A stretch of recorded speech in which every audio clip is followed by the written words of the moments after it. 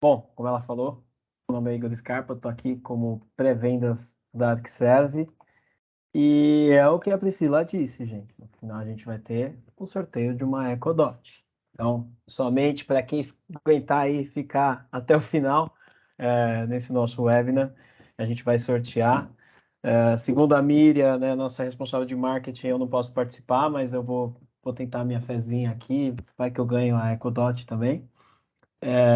Mas deixando as piadinhas de lado, vamos começar então a falar um pouco hoje do SaaS Backup, né, que é a nossa proteção para ambientes de software as a service, né? E aqui só contando um pouquinho do que é ArcServe, né? A gente está aqui desde 1983 trazendo a proteção de dados, né? Com ArcServe Backup, né? Todo mundo nos conhece por essa forma aí, né? Do ArcServe Backup. E em março de 2020 a gente se fundiu com a história de Craft. Por quê? Porque a gente quer se tornar o líder mundial em resiliência de dados, porque hoje a gente consegue ter tanto uma proteção desde o mais pequenininho, daquela menor empresa, até para a large enterprise. Então eu tenho um amplo portfólio para atender qualquer tipo de workload que venha até dentro de uma infraestrutura de TI. Dito isso, aqui tem um pouquinho do meu portfólio, né? Então, a gente tem aqui o legado da história de Craft, que vem proteções direto em nuvem, que é o Shadow Safe, o Safe Solo, Shadow Protect e Cloud Services, tá? A gente tem o SaaS Backup, que é uma forma de proteção híbrida. Então, esse cara aqui é o objetivo da nossa conversa, é disso que a gente vai falar. O Cloud Direct, que é meu produto, que você instala um agente no seu servidor, no seu desktop, né? E a gente faz o backup baseado em imagem e leva direto para a nossa nuvem. Eu consigo até fazer um bare metal no caso desse cara, ou somente fazer uma proteção de uma pasta. O Tape Backup, que é o meu rebrand, né? O ArcServe Backup, que hoje a gente vai começar a chamá-lo de Tape Backup. O DP, que é a evolução do Tape Backup, né? Do ArcServe Backup, que a gente consegue fazer uma proteção de ambientes virtualizados, ambientes físicos na nuvem, certo? Fazendo uma proteção por imagem, ok? E também junto com a nossa nuvem, ou seja, a gente também consegue trazer esses dados para a nossa nuvem desses workloads. Com isso, a gente tem o nosso appliance da série 9000, que embarcado com o DP, a gente consegue fazer uma proteção do seu ambiente, até mesmo um disaster recovery dentro desse hardware, se assim for necessário. Temos aqui, junto quando a Storage Craft entrou, o OneSafe, que é meu storage de mutabilidade. Então, você precisa que um dado fique imutável, ou seja, o seu repositório de backup, um file server imutável, a gente tem esse storage para colocar no seu ambiente e deixar qualquer tipo de demanda que vocês tenham imutável dentro do ambiente. A parte de e-mail archive, então, ainda quem utiliza Zimbra, a gente consegue fazer um arquivamento desses e-mails de Zimbra, se caso for necessário. Temos aqui o Continuous Availability, que é a minha ferramenta de replicação de minuto a minuto.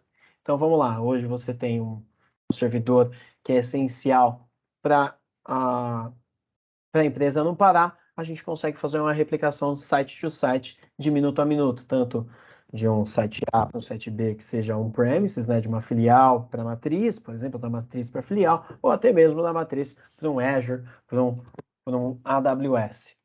E aqui eu também tenho meus appliances da série X e série N. A série X a gente consegue proteger mais de 3 petabytes de dados e a série N eu te entrego um Nutanix, uma plataforma de hiperconvergência para fazer essa proteção.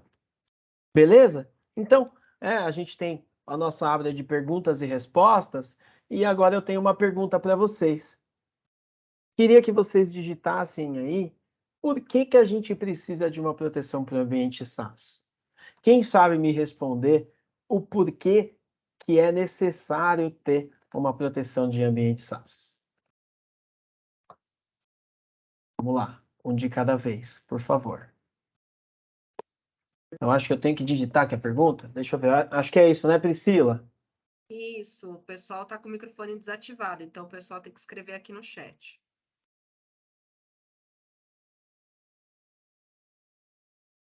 Não, eu postei aqui a pergunta, então vamos ver. Isso aí. O Michel falou que é para ataque DDoS. Pode ser uma das coisas, legal. Quem mais? Eu não sei como é que apareceu perguntas e respostas aí para vocês. Mais um, Rafael também tá falando que é DDoS também. Rafael TI do Santuário. Ah, legal, DDoS. Tem mais alguém que... Mais alguma coisa?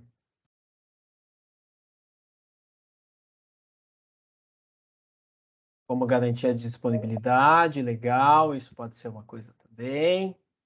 Então vamos lá, por que que a gente precisa, né? Deixa eu então continuar.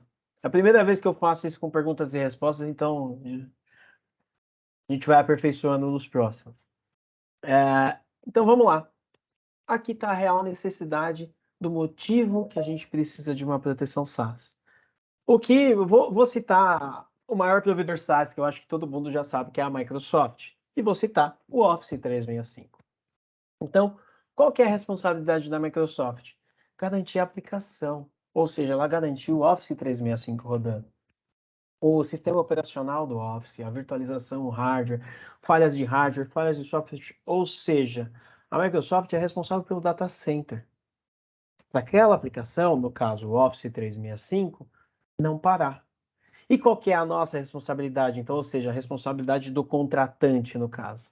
A responsabilidade do contratante é dos dados que ele está imputando no Office 365. Então, ou seja, tudo que você está levando para a nuvem da Microsoft, tudo que está subindo lá, seus e-mails, o OneDrive, o SharePoint, o Teams, tudo que está indo para lá é sua responsabilidade. Então, se alguém deletar, se der um erro na aplicação até do Outlook de não sincronizar, se tiver um ataque no Office, ataque de ransomware, um vírus, tudo isso é de sua responsabilidade. A Microsoft se isenta disso. Aí você vai falar assim para mim, pô, Igor, a Microsoft se isenta? É isso, não. Ela tem que prover, cara, é a Microsoft. Você acha que ela não faz o backup do meu Office? E é aí que vocês se enganam. Aqui eu trago o Service Agreement da Microsoft. Isso daqui, se vocês quiserem, eu faço até um desafio, né? Entra aí no Google e escreve Service Agreement Microsoft. Vocês vão achar exatamente essa fonte aqui. Chegando nessa fonte, vocês vão no item 6, parágrafo B. E aí eu vou ler para vocês, porque eu acho legal essa parte. Trabalhamos para manter os serviços em funcionamento. Entretanto, aí já começa já a Microsoft se isentando. Todos os serviços online sofrem interrupções e paradas ocasionais. E a Microsoft não é responsável por nenhuma interrupção ou perda que você possa sofrer em decorrência disso. Em caso de uma interrupção, você não poderá recuperar seu conteúdo, nem os dados que você tinha armazenado. Recomendamos que você faça backup regularmente do seu conteúdo e dos dados armazenados nos serviços, ou que os armazene usando aplicativos e serviços de terceiros. Então, por que ela fala aplicativos e serviços de terceiros, tá? Esse Service Agreement não é exclusivo do Office. Ele é para qualquer serviço como Software as a Service que vocês contratem. Ele é para o Azure. Então, a gente também consegue fazer a proteção com o DP das maquininhas do Azure de forma granular e tal. Aqui ela fala os serviços dos aplicativos, seria o Azure Backup, no caso. Mas aqui a gente também, né, utilizando serviços de terceiros. Hoje, a Microsoft ainda não tem um backup para Office, então teria que sempre ser um serviço de terceiro. Beleza? E aí, vamos para uma pesquisa, né? Ela está até começando, tá atual e desatual, né? Porque ela fala que aqui o Gartner fez uma pesquisa em 2020, que agora em 2022, 70% das organizações vão ter sofrido alguma interrupção dos negócios por uma aplicação SaaS. Se alguém teve, né, e quiser falar que faz parte da estatística, né, que teve alguma perda, né, até esse ano, por alguma aplicação SaaS, se quiser colocar aí no chat para dar uma participada, é legal. Eu tive numa reunião em julho, em Salvador, e um cliente falou que em fevereiro uma aplicação dele em SaaS parou e ele não conseguiu recuperar os dados que tinha nessa aplicação. Então, ele falou assim, pô, Igor, eu faço parte dessa estatística, então tá certo esse estudo que o Gartner fez. E quais são as principais razões para a gente perder esse dado? A primeira delas, né, 73% aqui liderando, é o erro humano. Então a gente tem aí 63% é a exclusão acidental, né, o famoso dedo gordo, né? Estou digitando lá no celular, digitei uma palavra errada e mandei. Então, ou seja, errei, deletei o arquivo sem querer, putz, fiz um shift del aqui num arquivo que eu não deveria ter deletado. Fechamentos de contas apresentam 10%, que é, naquele caso, putz, o funcionário saiu, desativei a conta dele e a Microsoft, depois de 30 dias, ela expurga esse dado e manda embora. 20% aqui são ameaças internas e de hackers, então hackers são 13%, exclusão maliciosa figura aqui os 7%, então, pô, descobri, vou usar a Priscila aqui, a Priscila falou, descobriu que vai ser vai ser mandado embora da Gênesis e falou assim, antes de ser mandado embora eu vou deletar tudo que eu tenho aqui das minhas contas para ninguém saber o que tinha, né? Então, dá um shift down na conta, isso é uma exclusão maliciosa, então representa 7% dessas perdas de dados, né? E 7% tem erros de sincronização com algum software terceiro. Pode ser até, mandei um e-mail pelo Outlook, fechei e ele não atualizou, por exemplo, dá um erro de sincronização. Beleza? E aqui a gente endereça esse produto para 5 soluções distintas, tá? Então, o SaaS Backup ele serve para fazer uma proteção de Office 365, como uma aplicação como um todo. A parte de Google Workspace, a gente também consegue proteger todo o Google Workspace, para quem não é usuário de Office e tem aí o Gmail, então a gente consegue fazer essa proteção. Dynamics 365, que é o CRM da Microsoft, a parte de Azure AD e também o Salesforce, né? A gente também consegue fazer essa proteção. O mais engraçado é que para o Google e para o Salesforce, eu tentei achar o Service Agreement dos dois, né? O Google, ele não fala onde é que ele armazena, se ele tem backup ou não, mas ele te fala uma forma de extrair o dado. Então, se alguém quiser me ajudar aí a achar onde é que está esse Service Agreement, eu agradeço. Já procurei mais de uma vez e eu não consegui achar onde o Google fala de backup ou algo do tipo. E o Salesforce é mais obscuro ainda. Ele não fala nem onde ele armazena o dado e se você perder, se ele consegue recuperar. Não fala nem aonde você faz uma exfiltração desse dado para trazer para dentro de casa. Se alguém quiser achar, achei a parte de GDPR da Itália, da Alemanha, mas eu não consegui achar a parte da onde eles armazenam os dados. Falando um pouquinho mais do Office, porque é a plataforma até mais usada, acho que 80% das pessoas, sei lá, a maioria das empresas usam Office. Então a gente faz o backup de tudo, né? A parte de Exchange Online, grupos de Teams, OneDrive, SharePoint, pastas públicas, Azure AD, grupos. Então a gente faz uma proteção completa, né? Um backup completo para essa ferramenta. Falando um pouquinho da minha proteção, então eu tenho uma disponibilidade dos dados, então realmente a gente faz um backup off-site, seguindo as boas práticas, você está tirando da estrutura da Microsoft e está levando para um local off-site externo e neutro para fornecedores. A gente tem uma redundância entre sites, né, uma redundância de 2+2 das cópias de backup de vocês, e os centros de dados que a gente tem são bem robustos. Eu vou até mostrar um pouquinho como é essa parte da aplicação e da segurança do nosso data center. O custo ele é simplificado, então como é que você vai pagar isso para mim? A cada um usuário ativo, uma licença de SaaS Backup. E o meu armazenamento e a retenção são ilimitados. E você fala assim, Igor, ilimitado? Como assim? Ilimitado. Vou dar um exemplo. Vamos supor que você mudou o seu file server para o SharePoint. Tá? Isso ultimamente está bem comum, as empresas têm migrado o file server para o SharePoint. Mas o meu SharePoint aqui ele tem 1 petabyte de dados. Eu falo, tá bom, 1 petabyte, não tem problema. Nesse 1 petabyte, a única coisa que eu tenho aqui, eu tenho 380 usuários. Quanto é que você vai me cobrar? 380 usuários. Mas você vai me fazer o backup do meu 1 petabyte? Vou. E não vai me cobrar nada mais por isso? Não. Tá, mas eu quero manter esse 1 petabyte para sempre, porque eu tenho uma política aqui na minha empresa de compliance que eu não posso deletar nunca meu backup. tá bom, você vai ficar com um petabyte ilimitado para sempre. Desde que a ferramenta esteja com a subscrição ativa, o seu dado fica retido eternamente na nossa plataforma. Beleza? E aí eu não instalo nada, né? Então a minha interface, né, a minha simplicidade é muito boa, porque eu não instalo nada no seu ambiente. Em 15 minutos, por exemplo, a gente tem o backup configurado e já fazendo o primeiro job de backup do seu ambiente. Tá? A recuperação ela é instantânea, a gente faz uma pesquisa, uma indexação de alta velocidade, então você consegue pesquisar qualquer coisa no Tenet e trazer e restaurar esse dado. Né? A gente vai ter esse não é um webinar só de PP, eu vou mostrar a ferramenta para vocês, a gente vai fazer alguns testes, e aí nessa parte aí na hora que a gente chegar na demo, eu quero realmente que a gente tenha uma interação.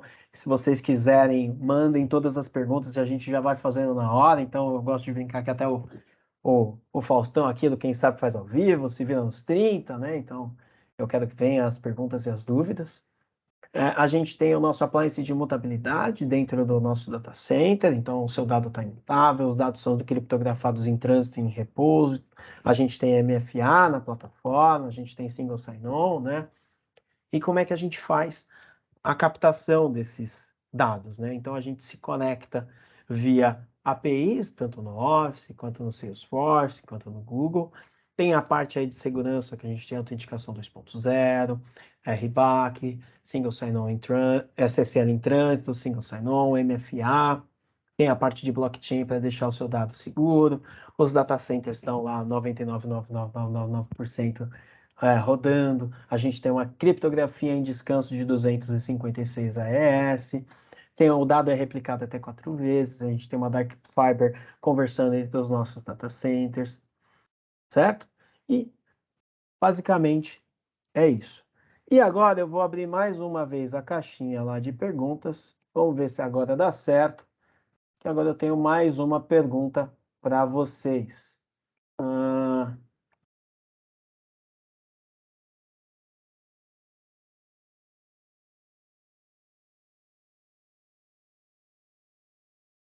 Bom, coloquei ali a pergunta. Deixa eu agora mudar o meu slide. E aí, gente? Existe ransomware para Office 365? Sim, não, não, sim. Alguém já ouviu falar?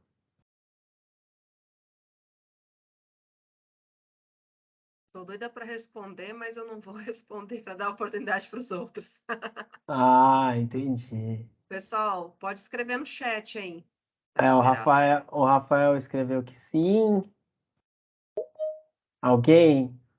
Alguém mais? O Jambres falou que sim também. Legal. Vamos lá. O Vitor, o Reis falou que acredita que sim.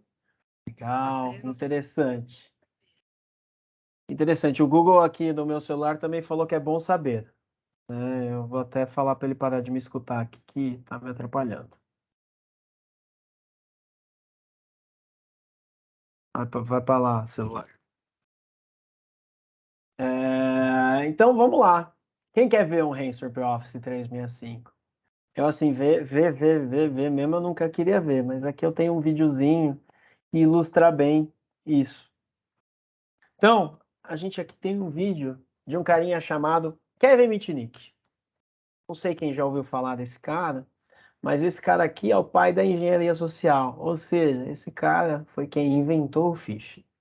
Foi preso algumas vezes, né? Ficou, né, encarcerado, pagando pelos seus crimes, e hoje ele fundou uma empresa de treinamento anti-phishing. Então, ou seja, criou o mal e depois falou assim: vou ganhar dinheiro com o mal que eu ganhei para treinar as pessoas para não cair no mal. Aqui a gente tem um exemplo de um anti-spam da Microsoft. Imagina se tivesse em português, gente. Tá bonito, não tá? Tá lindo. Eu clicaria, né? Então aqui ele clicou e levou para a página da organização. Aqui eu quero que vocês escrevam no chat se alguém vê algo de diferente nessa imagem. Algo que chame a atenção.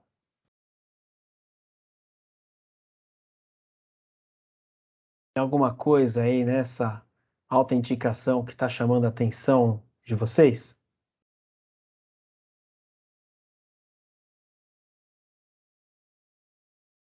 Ah, o Vitor tá ligado. O Vitor tá ligado, tá? O Zé da Microsoft, isso aí. Isso aí, isso aí. Matheus, as permissões, aí vamos lá. As permissões você está entrando com uma aplicação de terceiro que está pedindo para ler, né, as informações do Office 365. Se você olhar, qualquer aplicação ela vai pedir. Então aqui a gente tem duas coisas, né, para olhar. O que está mais escancarado é o zero, né, ali no lugar do O do Microsoft. E a segunda coisa é o Publisher, que está indo para esse 11 Paths. Então, ou seja, ele está te mostrando para onde está indo, quem que é o publicador dessa aplicação terceira. E ali o erro grotesco, que até para exemplificar, é o zero da Microsoft. E aí aqui ele vai dar um aceito, né? Quando você dá um aceito numa aplicação terceira, se a gente seguir lá o Service Agreement da Microsoft, o que a Microsoft estava falando? Se você der acesso a uma aplicação terceira e alguém fazer qualquer coisa com o seu dado, o problema não é meu. Você está dando um consentimento para aquela aplicação fazer tudo aquilo de permissão. Certo? Então, dito isso, né, aqui ele vai voltar para a tela, para a caixa de entrada dele. E olha o que vai começar a acontecer. Vai tudo embora. E aí, eu jogo para vocês. Foi só o e-mail? Não, que ele deu acesso ao tenant, né? Aquela caixa, né? Foi para o OneDrive desse usuário. Do OneDrive desse usuário pode ter ido para o Teams. Do Teams pode ter ido para o SharePoint. E aí o SharePoint é compartilhado com quem, galera? A empresa inteira. Então, ou seja, basta um usuário dar um aceito, um usuário, e aí, acabou. Isso vai para todo mundo. Beleza? Então, aqui é mais ou menos um resuminho das nossas soluções. Então, a gente consegue endereçar com hardware e software aí, com o meu appliance, unindo a proteção da Sophos, que é a nossa parceira global com Endpoint Protection, com o meu storage imutável e ainda fazendo uma cópia off-site. Certo? Então, se vocês tiverem qualquer tipo de workload, a AdKserve consegue ajudá-los, garantindo a recuperação de dados contra um ransom. E aí vamos para a parte mais legal, que é o demo da ferramenta. Deixa eu parar o meu compartilhamento. E aí agora a gente segue para uma demo. E eu quero que vocês me ajudem aí na interação no chat para a gente ter uma demo, uma apresentação mais legal. Lá, aqui. Deixa eu compartilhar minha tela com vocês.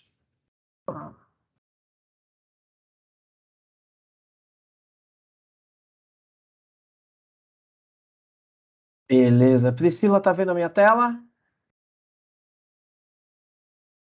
Tudo certo? Tá tudo certinho. Então tá bom, legal. Então eu vou entrar aqui no SAS Backup. Entrando no SAS Backup, então como eu falei para vocês, a gente não faz nenhuma instalação no ambiente. A única coisa que a gente tem um portal e um login e uma senha. Então, eu vou entrar aqui no meu login e vou dar um sign in.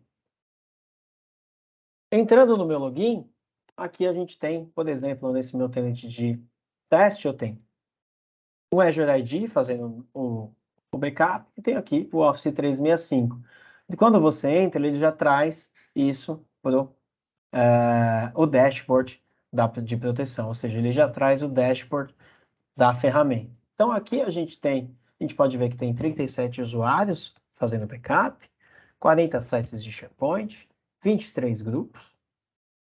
Meu próximo backup vai ocorrer daqui a 6 horas e 32 minutos. Eu tenho 14 jobs de backup feitos com sucesso.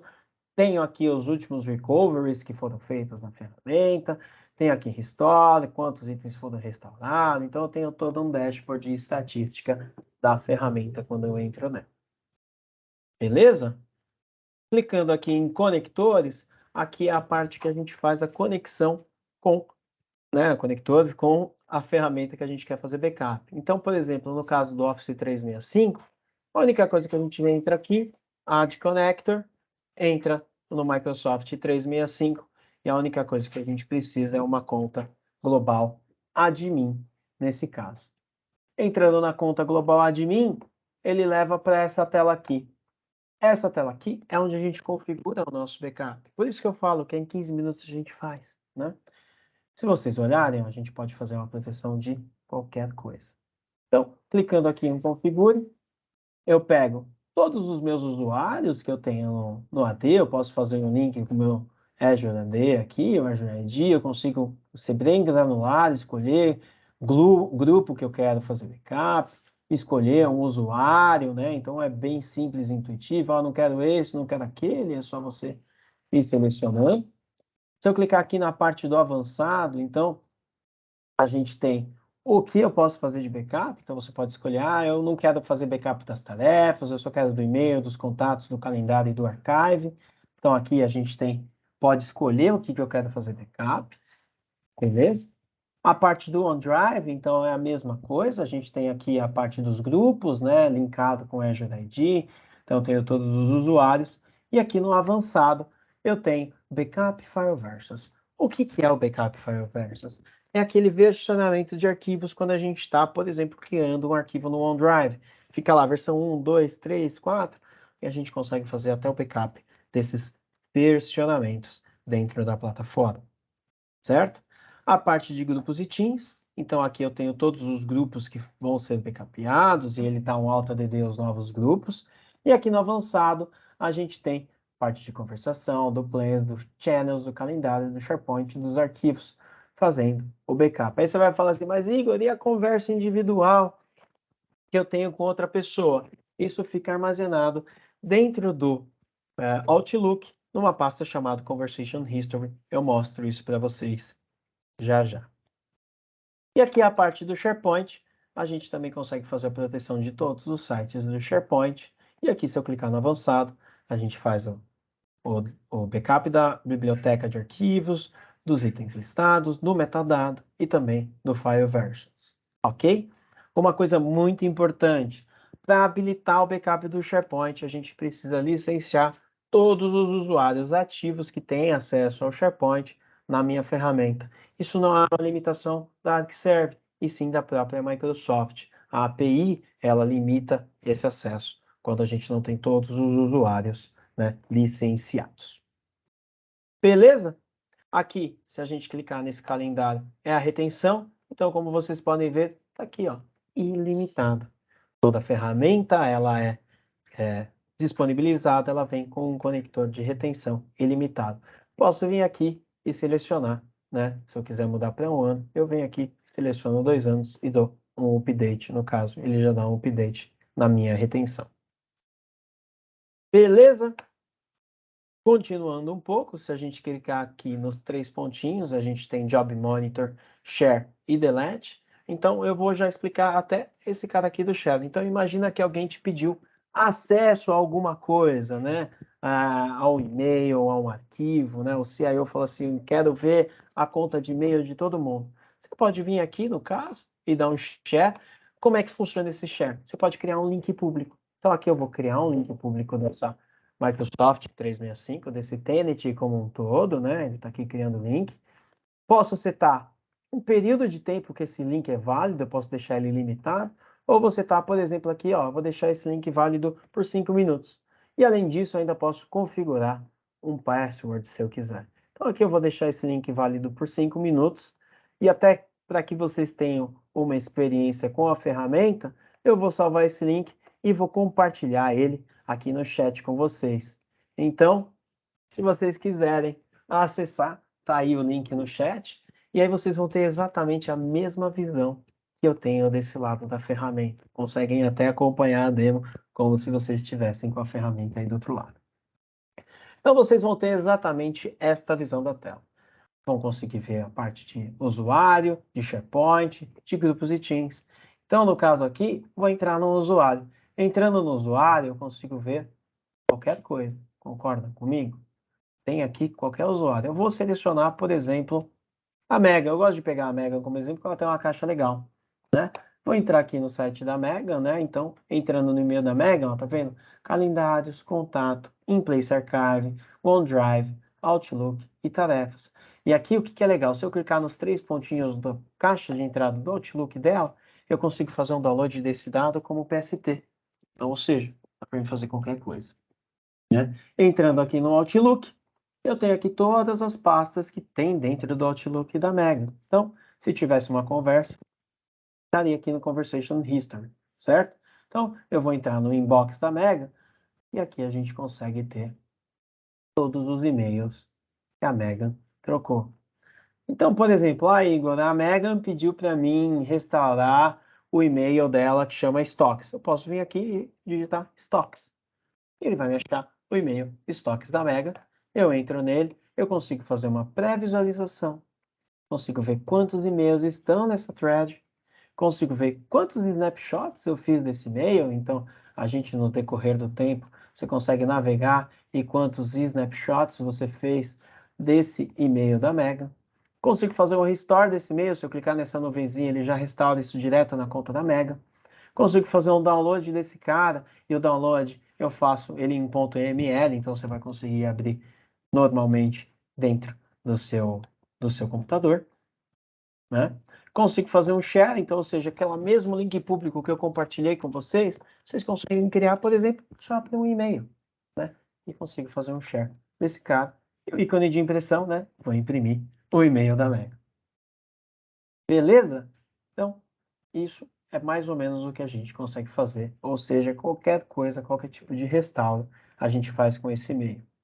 Aí você vai falar assim para mim, mas Igor, se a gente tiver que restaurar, por exemplo, a conta da Mega inteira, eu posso? Claro que pode. Então aqui a gente tem uma parte de Restore Wizard. Esse Restore Wizard, a gente tanto consegue fazer um restore, quanto uma importação.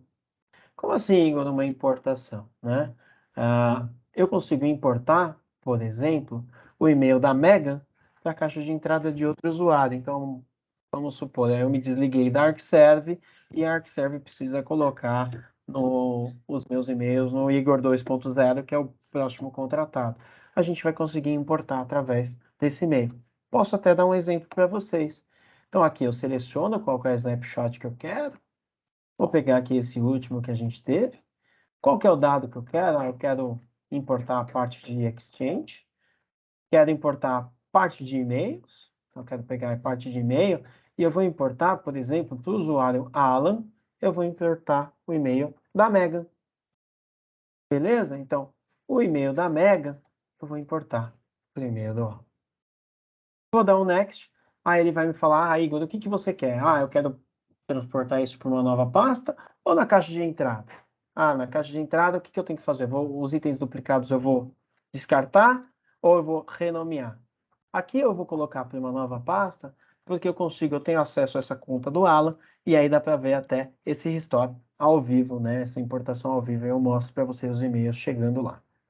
Vou dar um Next, aqui ele já vai me falar se a parte, quando eu comecei a fazer o import, esse job não para mais. Então ele dá esse aviso e vou dar um import. Dando um import, se a gente vier aqui e no Job Monitor, ele já vai mostrar que esse job vai... Cadê? Oh, deixa eu ver... Dá um refresh. Aqui, ó, o Job Monitor, ele já está em progresso. Se eu der um Show More, ele vai mostrar qual que é o passo que está nesse restore. Ainda está em 0%. E aí agora a gente dá uma esperada para dar uma olhada. Tá? Voltando aqui na parte de conectores, se a gente quisesse, por exemplo, só restaurar o e-mail, é basicamente da mesma forma. Então eu clico aqui no Restore, vou selecionar qual que é o snapshot. Então, vamos vir aqui do dia 8, às 11h03 da manhã. Vou dar um Next. Vou selecionar qual que é o escopo que eu quero. Então, no caso, eu vou pegar o SharePoint. Qual que é o site que eu quero? Eu quero esse site aqui. Vou dar um Next. O que eu vou fazer? Eu quero restaurar in place, sobrescrevendo tudo e restaurando todas as versões de arquivo. Se eu der um Next e der um Restore, ele faz isso de forma automaticamente. Bem simples e intuitivo. Ok? Deixa eu dar uma olhada aqui no job. Ó, Ele já fez o restore, ó, tá vendo? Ele restaurou 80 itens para a conta do Alan. Então, eu tenho aqui essa conta aqui aberta. Vamos dar um refresh. Aqui eu tenho alguns restores que eu já fiz uns testes, né? Então, a gente tem um do dia 13, um do dia 14 e esse daqui é do dia 15. Então, ou seja, esse do dia 15 é a inbox da Megan. Lembra que na inbox da Megan a gente tinha um e-mail chamado Stocks, correto? Aí, se vocês olharem, ó, aqui, ó, para a Megan. Tá vendo? Eu tô com a conta da Megan importada no e-mail do Alan. Legal, né? É bem interessante. Tá vendo? Tenho todos os e-mails da Megan. Então, se a gente der um estoque, aqui, ó, aquele e-mail que a gente tinha olhado na conta lá do SaaS Backup da Megan está aqui. Beleza? Isso prova o poder que a gente tem nessa ferramenta do Restore. Rápido e intuitivo. Na parte aqui de usuários, a gente consegue criar vários tipos de usuários e permissões. Então, por exemplo, né, esse cara aqui, o Limited Support, ele consegue só restaurar para uma pasta, restaurar e importar skip, restaurar e importar renomeando. Então, ou seja, ele não tem o preview dos arquivos, ele não consegue visualizar. A gente está aqui como Master Admin, então eu tenho permissão para qualquer coisa. Se a gente olhar o Audit Log, se vocês olharem aqui, eu tenho de tudo que foi feito. Ó, tá vendo? Eu entrei na pasta tal, fiz aquilo, fiz aquele outro, ele tem o meu IP. Esse cara aqui que está sem usuário, provavelmente foi um de vocês que acessou aquele link que eu mandei para vocês e começou a olhar o conector. Tá vendo? Ele fica tudo isso no meu audit log, né? Uma pessoa me perguntou se a gente consegue deletar algo do tipo aqui. Gente, eu não consigo fazer nada nesse audit log. Nada. Então, ou seja, a partir do momento que teve alguma coisa aqui, ninguém consegue deletar, nem o master admin. O que eu consigo fazer é um download desse cara.csv para que, se você quiser, possa colocar no seu CIEM. Temos aqui também a parte de RTBF, que é aquele Right to be Forgotten. Então, imagina que tem algum dado que ninguém pode ver ou que um usuário pediu exclusão por causa de LGPD. Você pode mapear, por exemplo, um e-mail, né, que a gente pode, por exemplo, vou mapear aquele e-mail stocks lá da Megan, né? Eu posso vir até aqui. Ah, isso que é legal, tá? Eu posso ter um index de todo o tenant. Ele faz indexação. Então, por exemplo, eu posso entrar aqui e só procurar como stocks, que eu vou achar tudo que está escrito stocks, ó, tá vendo?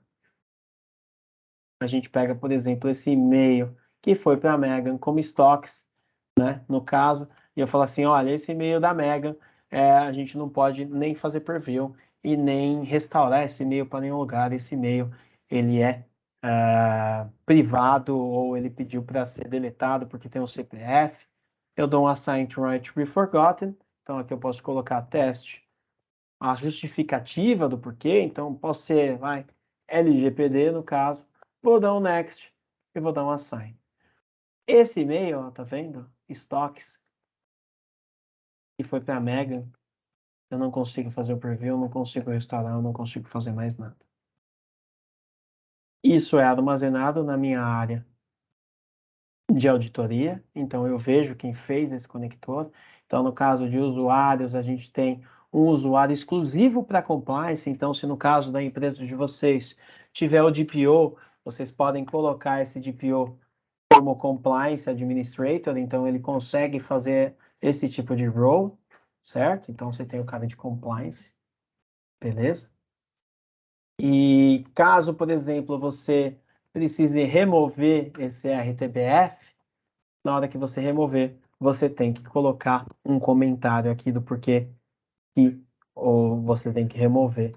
Nesse caso, a hora que eu der o next e dou um remove, ele também fica armazenado nos meus logs de auditoria. Então, ou seja, né, se você tirar ou colocar alguém do RTBF, isso fica armazenado nos nossos logs. Belezinha? A parte aqui do Master Admin, se a gente entrar em Account Info, eu tenho a configuração do Single Sign-On e do múltiplo fator de autenticação. Beleza, senhores? Eu não sei agora, Priscila, a gente tem alguma pergunta da ferramenta? Porque essa seria a hora das perguntas e respostas. A ferramenta é exatamente essa, ela é simples.